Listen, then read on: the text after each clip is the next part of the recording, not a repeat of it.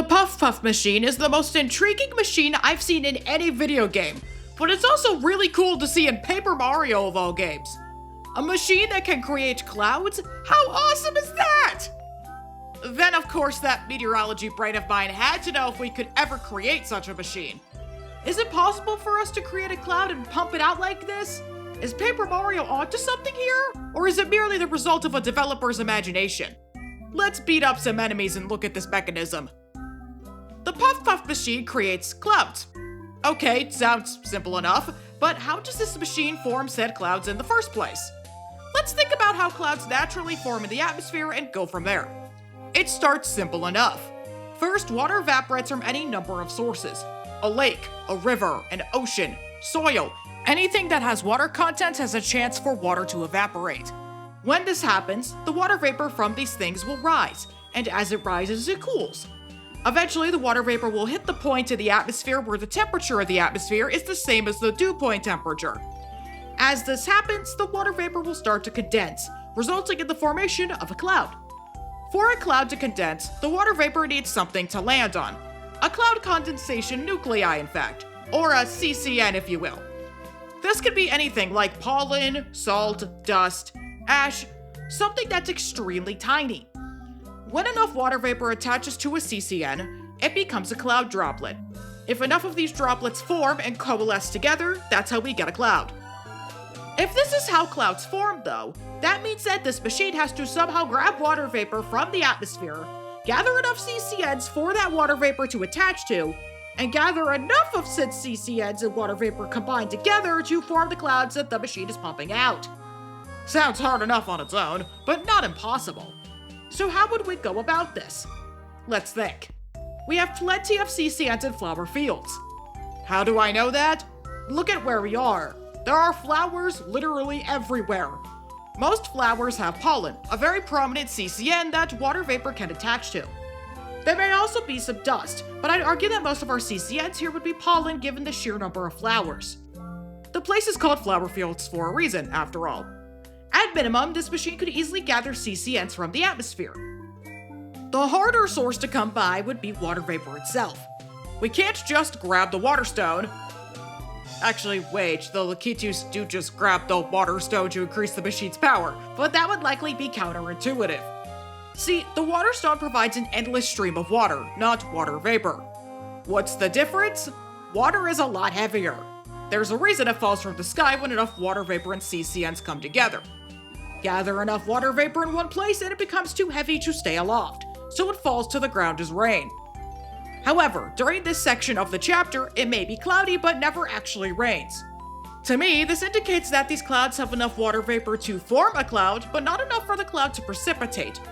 So no, we can't just grab the water stone and have an endless source of water vapor. That's not how cloudy days work.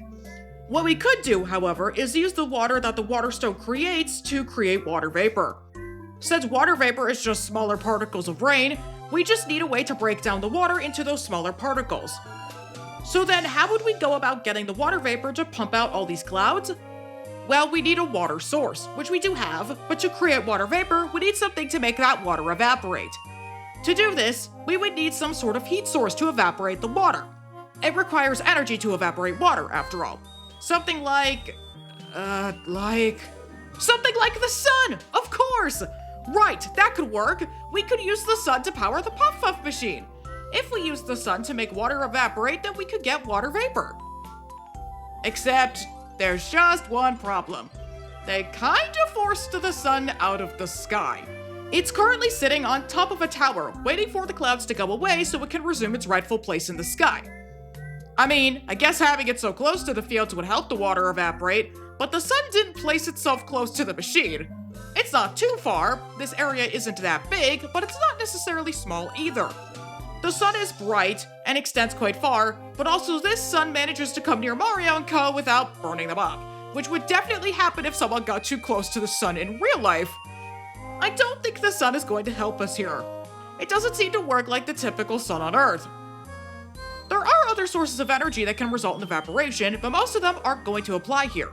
For example, when humans sweat due to intense activity, that's a form of evaporation. Unless that machine is going to be filled with a lot of sweaty people, which I seriously hope it's not, I don't think that's going to be our energy source. In order for the puff machine to make clouds, it would need an energy source that could vaporize a lot of water, pump said water, and condense all of it within a single machine to get a single cloud to float up into the sky. Do you really think we can do this? Suffice it to say, the puff machine seems a little bit unrealistic based on this alone. Now we could pretend that, who needs an energy source? Who says this needs to be how this works? Let's say that, theoretically, they already have one and can magically create water vapor and CCNs to make these endless clouds. Okay, for the sake of the argument, we can investigate a bit further. The problem is that it still falls completely flat. But why? There's a couple of different reasons why this machine could never work in the real world. One of the reasons why is how large clouds actually are. While the machine seems to be pumping out tiny clouds, those tiny clouds aren't as tiny as you might think. Most clouds are quite large and wide. While it's hard to measure a cloud exactly given their size and distance away from the ground, they're not small things, these clouds. If I absolutely have to slap a measurement on it, a cumulus cloud, or a typical fair weather white puffy cloud you've probably seen in the sky a million times, typically might be around 1 kilometer in terms of height and width. But even 1 kilometer is about 0.62 miles, or 3,281 feet. That's not tiny, my friends. Not even kind of, it's just not. Given that we can't normally measure these things, take those numbers with a grain of salt. So cloud size is very much working against us here. You know what else is working against us? The type of cloud that the puff machine is even producing.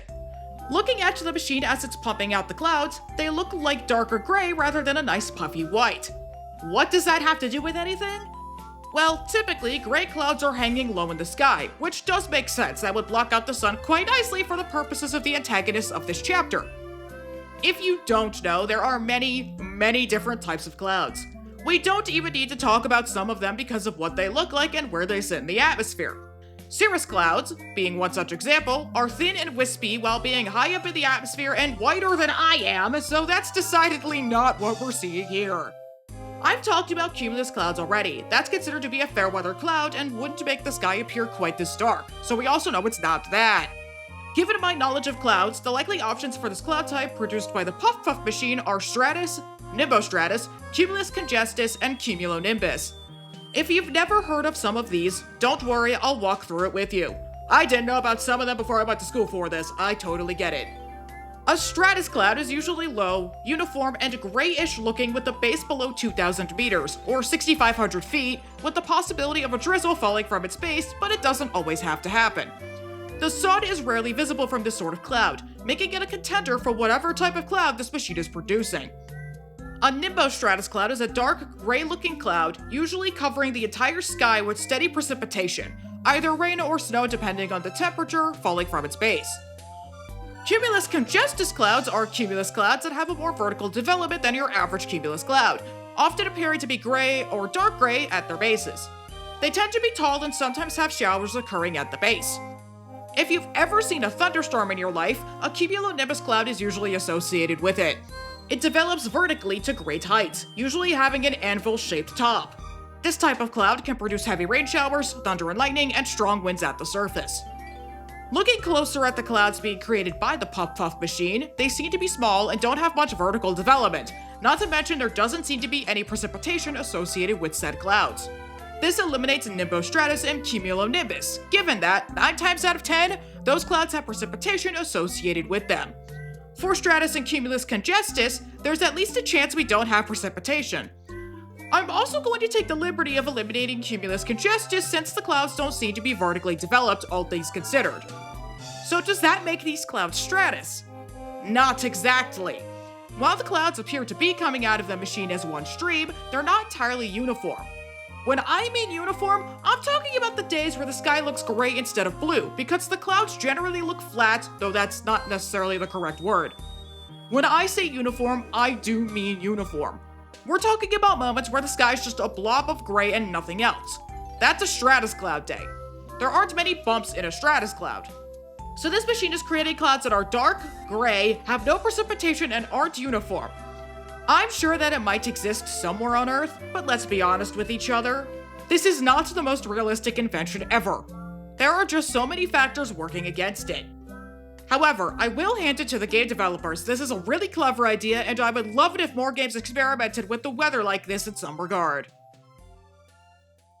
Thank you all so much for watching.